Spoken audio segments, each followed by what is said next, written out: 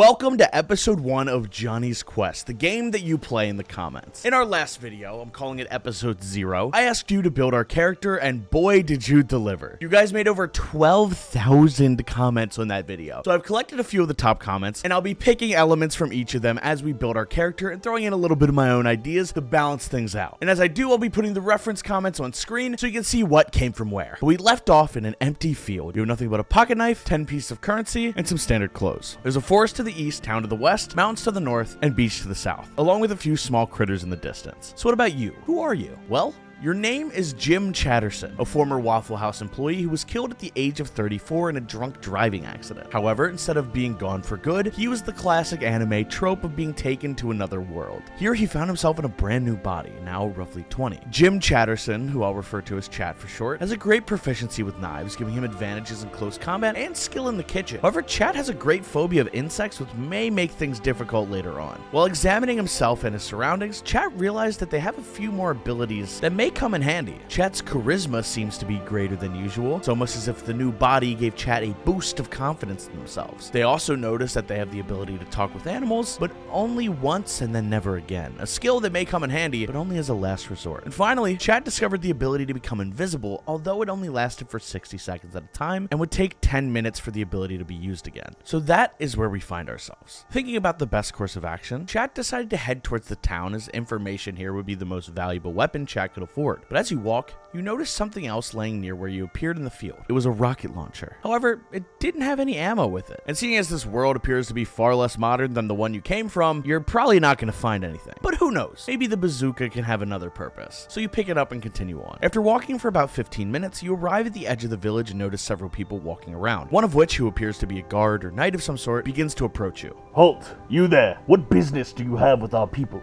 He could immediately tell that you were an outsider, so explain your situation, fabricating a few details to make it more believable. You say you were kidnapped, knocked unconscious, robbed, and left for dead in the field. Aye, a cruel fate I see. Come, let's get you a hot meal and a hot bath. You reek.